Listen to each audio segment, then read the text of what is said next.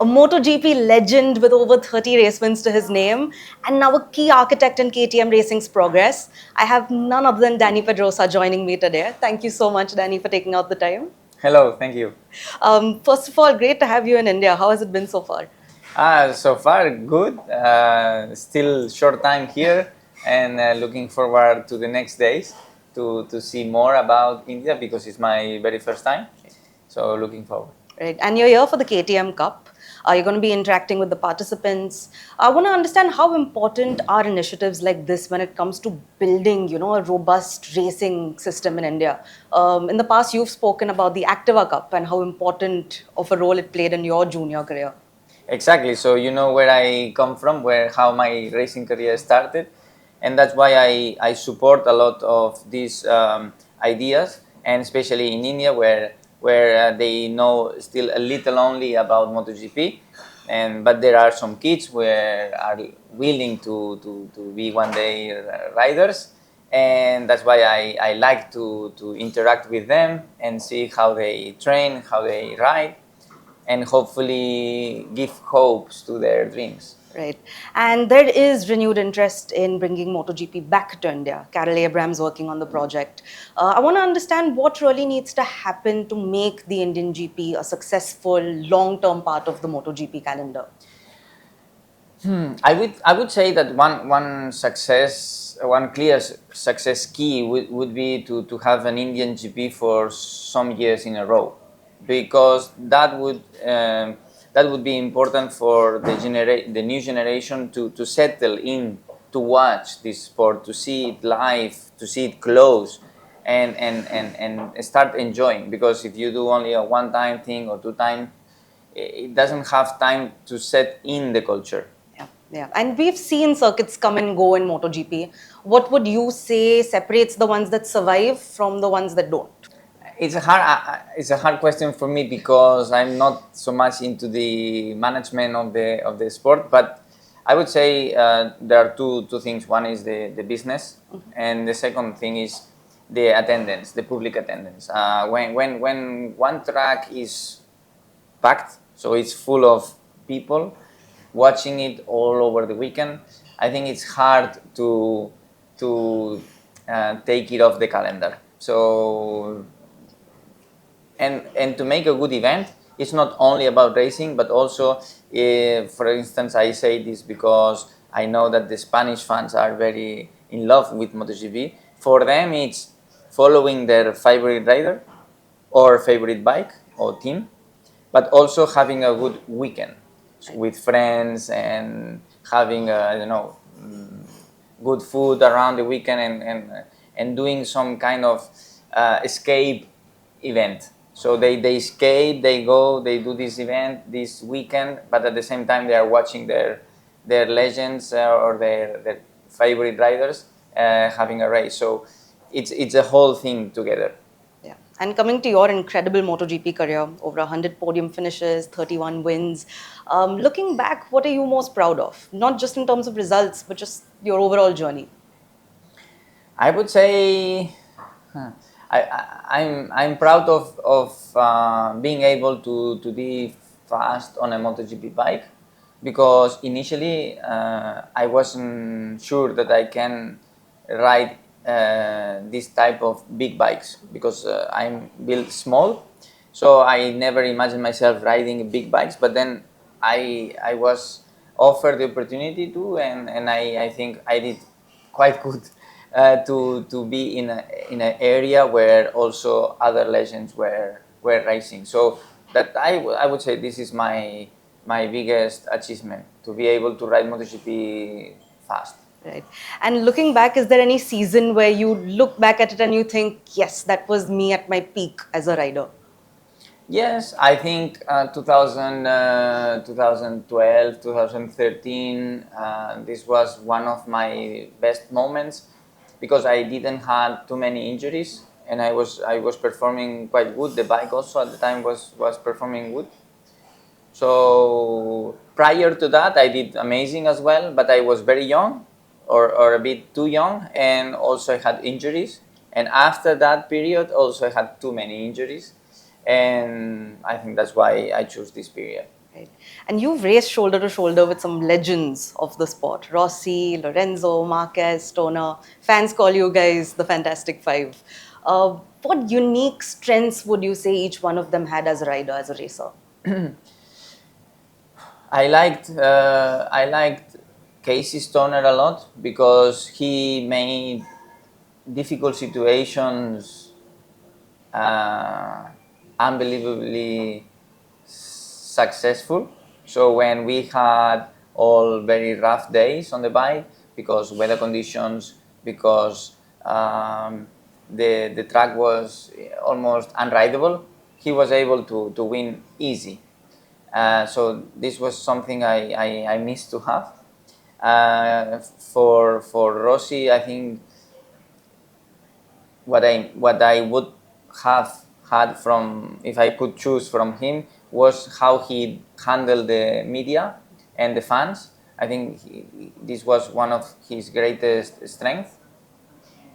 And then from Lorenzo, I think he was a very determined guy. So this was also one of his strong points. Mark, I would take that he was very competitive, meaning that he would fight every centimeter. Doesn't matter if it was for the win or for second, but if it's fighting against your teammate, so in this case me, he would always fight every little centimeter.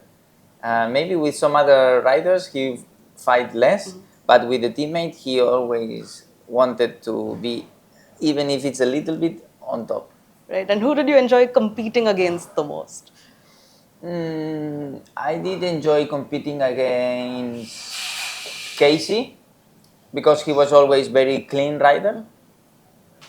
Um, so he always tried to be fast, but not dirty in a way, or not playing tricks. Um, One of my biggest rivals has been always Lorenzo, since we are small because of the Spanish rivalry.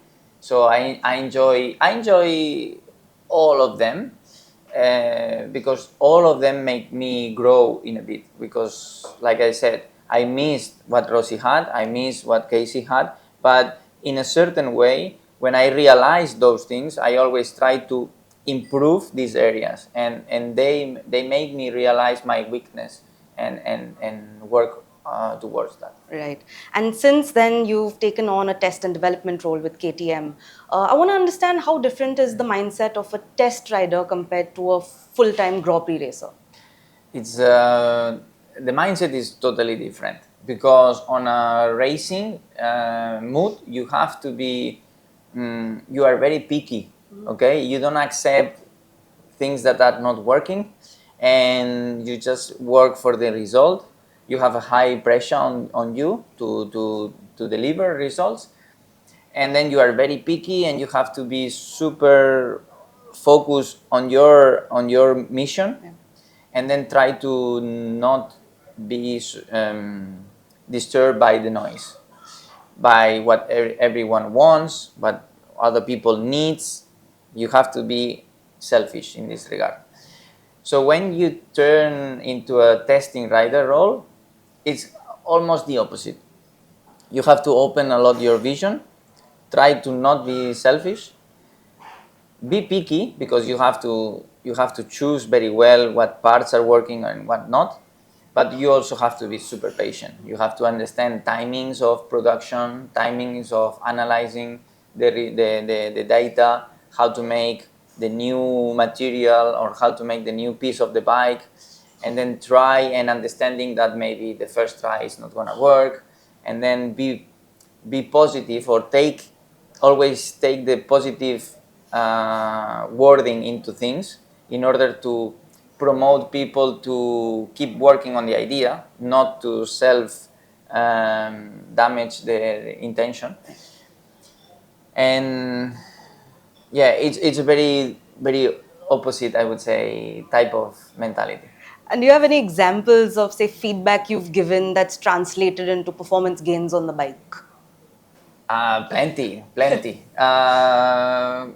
For instance, we are now developing a lot of aerodynamics.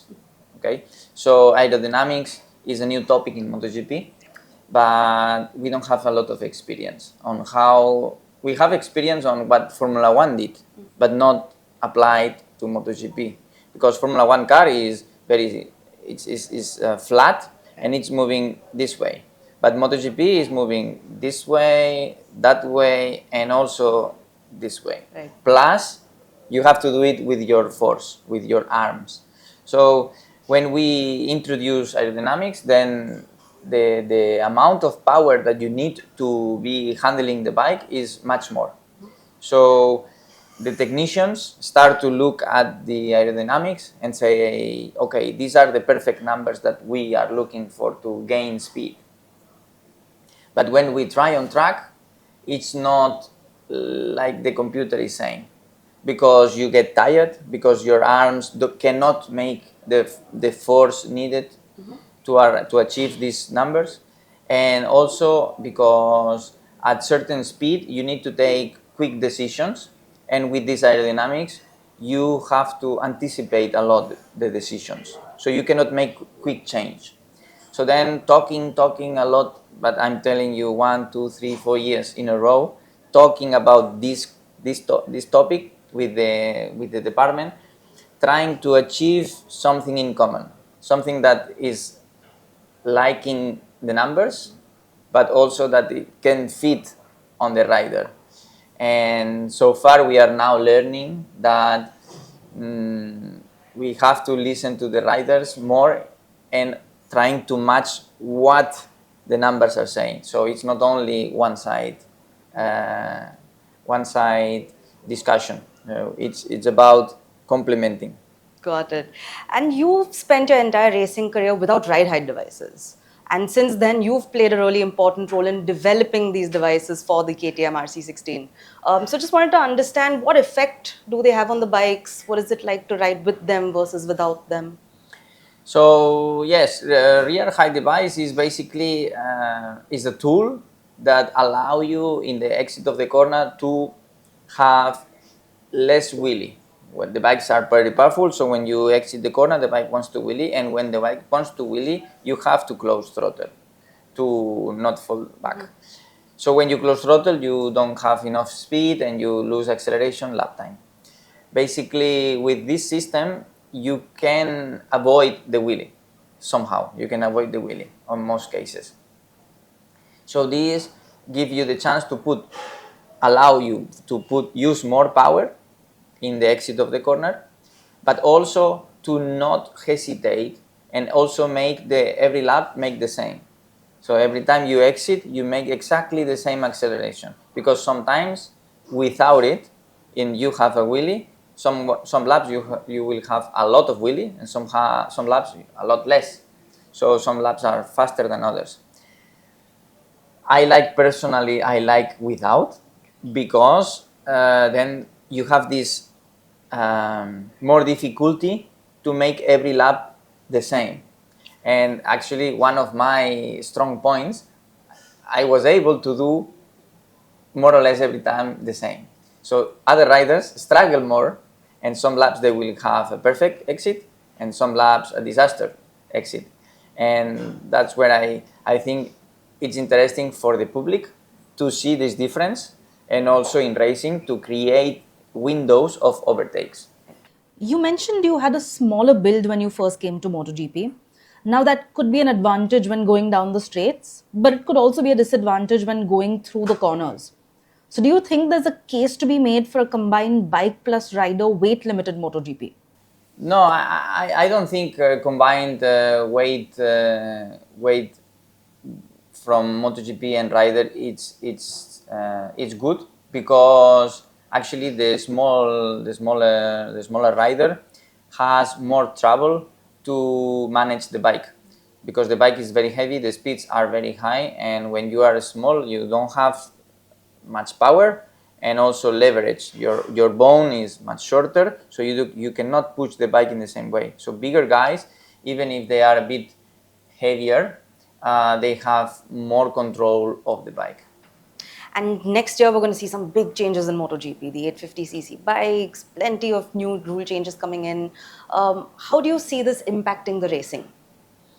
I think it's gonna be a good change because now we come from a long time with the same rules on the rule book. So it's gonna be interesting to have a shift, and at the same time we have a tire manufacturer change.